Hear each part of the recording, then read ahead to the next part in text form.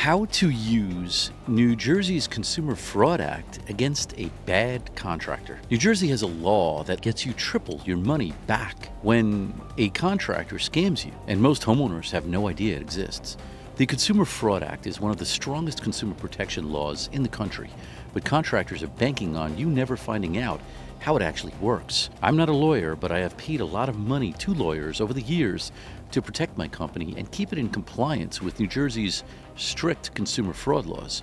I'm about to share with you some of the most important points that I've learned regarding home improvement contractor fraud in New Jersey. And if you need to discuss home improvement fraud with an attorney, shoot me a message and I will refer you to one that specializes in this type of law. Most homeowners think contractor disputes are he said, she said, but New Jersey law treats specific violations as automatic fraud. Most homeowners assume that when a contractor ghosts them or lies about licensing, it's just a civil dispute that comes down to who sounds more believable in court. But New Jersey's Consumer Fraud Act doesn't work that way. It treats violations of home improvement contractor regulations as automatic fraud.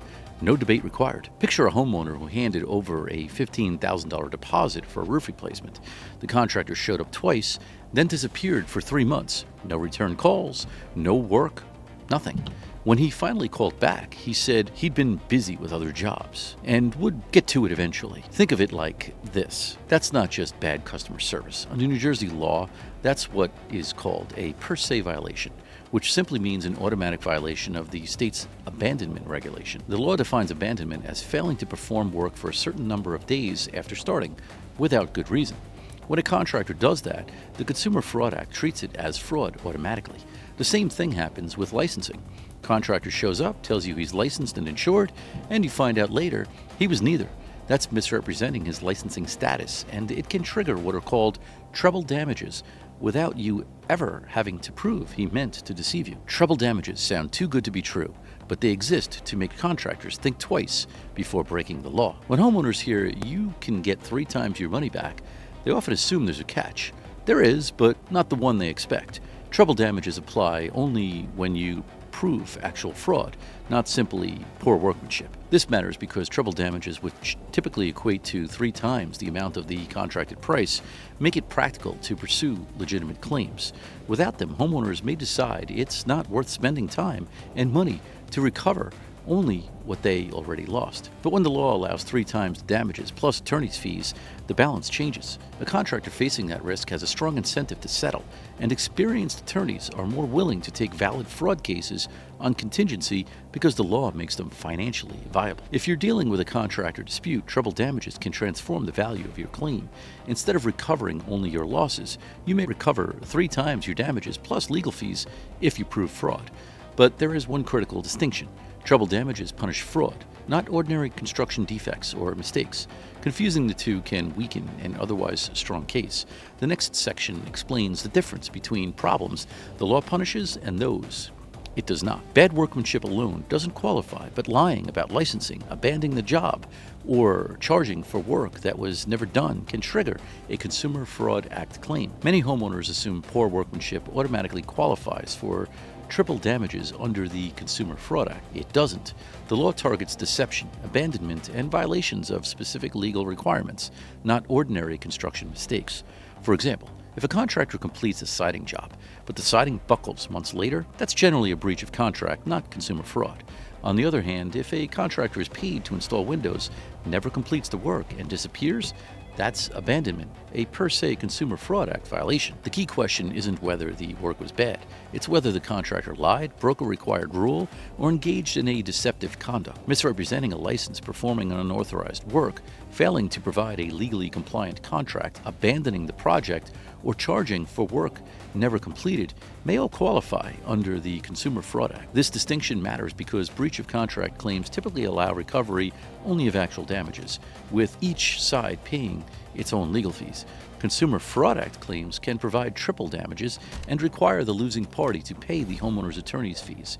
That's why contractors often argue a case involves bad workmanship, when the real issue may be a regulatory violation or a deceptive practice. Documentation isn't just helpful, it's the difference between he said, she said, and a winnable case. Most homeowners assume that if they know what happened, they can explain it to a lawyer or judge. But your memory doesn't always prove anything. Your emails, texts, contract, and photos do. I've seen homeowners clearly remember a contractor promising he was licensed and insured, but without emails, texts, or a written contract confirming it, the contractor simply denied making the statement, turning the dispute into he said, she said.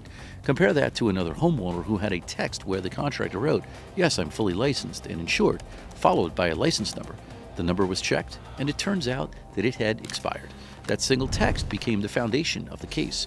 The difference wasn't that what happened, it was what could be proven. Most homeowners don't document conversations because they assume the contractor is trustworthy. By the time the relationship falls apart, it's too late to create a paper trail. That's why attorneys recommend documenting everything from day one. Take photos before work begins, put change orders, payment schedules, and the scope of work in writing. Save every email, text, and invoice. Even a text saying, "I'll be there next Tuesday," followed by a no-show, creates a time-stamped record that can support a claim of abandonment. Here's your action step. Create a dedicated folder, physical or digital, the moment you hire a contractor. Save every contract, change order, invoice, canceled check, email, and text. Take time-stamped photos throughout the project. When the contractor makes a verbal promise, follow up with a text confirming the details and get a written response. Build your documentation before you need it, not after the contractor disappears. A demand letter isn't just a formality. It's often the moment contractors realize they're about to lose big and decide to settle. Homeowners think a demand letter is something lawyers send just to look official, and most of the time it gets ignored. The truth is that a well-drafted demand letter citing specific Consumer Fraud Act violations and laying out the triple or treble damages exposure is usually the moment the contractor calls his own attorney and starts negotiating. Put yourself in a contractor's shoes. He ghosted a job, ignored your calls, and maybe he knows he took a deposit without a valid license, but he's betting you'll just give up. Then a letter lands on his desk from an attorney that reads, "You violated the New Jersey Home Improvement Contractor Regulation, which is a per se violation of the Consumer Fraud Act. My client is entitled to triple damages of $45,000 plus attorney's fees. We are prepared to file suit within 10 days unless you respond with a settlement offer." Suddenly, he isn't dealing with an angry phone call anymore. He's dealing with someone who knows the law and exactly what this is going to cost him. That changes everything. A demand letter works because it forces the contractor to confront the legal consequences. Until then, most contractors assume the homeowner either doesn't know their rights or won't follow through. The letter proves that you're serious, you're represented, and you know what remedies the law provides. For a contractor who's been through this before, that's often the moment he realizes settling is the least expensive option.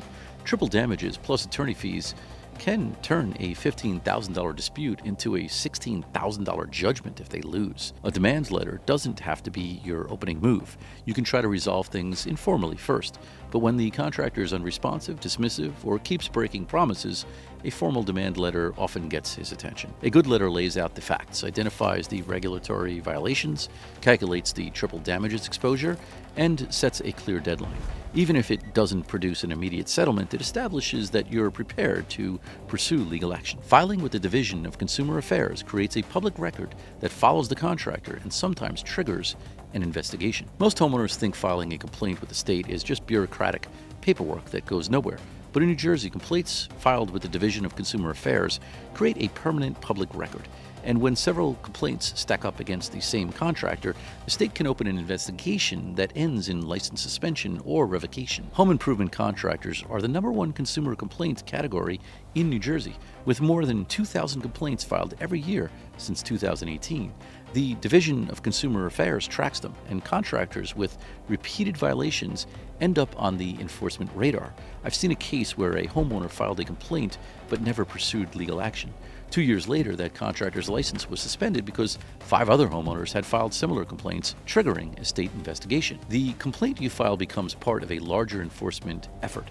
It isn't just about your case. It helps create a record that can stop the contractor from doing this to the next family. State enforcement and private lawsuits serve different purposes. A Consumer Fraud Act lawsuit helps recover your damages. A Division of Consumer Affairs complaint creates regulatory accountability. A contractor who loses his license can't legally operate or take deposits from new homeowners. Even if you settle your case privately, filing a complaint ensures there's a public record of what happened. Here's your action step. Go to the New Jersey Division of Consumer Affairs website and file a formal complaint. Provide your contracts, invoices, correspondence, and a clear account of what happened. The complaint process is separate from a lawsuit, and you can pursue both. Even if you don't hire an attorney, filing a complaint creates a record that may lead to future state enforcement, especially if the contractor continues targeting other homeowners. That complaint puts the state on the contractor's trail, but the state can't protect you from the one thing that quietly weakens more cases than the contractor ever could: the homeowner's own mistakes before understanding how the law works. The last thing you need to know is when to bring in help, because getting the timing wrong can cost you the entire case. Consulting an attorney early, before you've already made mistakes, is the difference between a strong case and one that's hard to prove. Homeowners often assume they should handle a contractor dispute themselves and call an attorney only if that fails. By then, they've often written something or made a decision that weakens their case.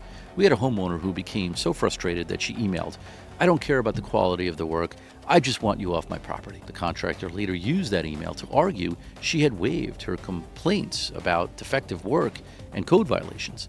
One sentence, written in frustration, became part of his defense. Another common mistake is accepting a partial refund without understanding the legal consequences. Homeowners often assume the dispute is resolved, only to discover they may have limited their ability to seek additional damages. These cases can become legally complex. Knowing which violations qualify, what evidence to preserve, and how to communicate with the contractor can significantly affect your claim. An attorney experienced in New Jersey consumer fraud law can evaluate your case, identify the evidence you need, and help you avoid settlements that appear fair but require you to give up valuable rights. If you're dealing with a contractor who has violated the law or deceived you, consult an attorney before signing a settlement, accepting a partial refund, or sending an emotional email. Many attorneys offer free initial consultations, and that one conversation may help you avoid mistakes that weaken your case before it even begins. Dealing with a shady contractor right now? Don't make a costly legal mistake. Consult with an attorney who specializes in consumer fraud law. Educate yourself and make sure no one ever walks away with your money again. Hit that subscribe button to learn more about roofing and to protect your home and your wallet.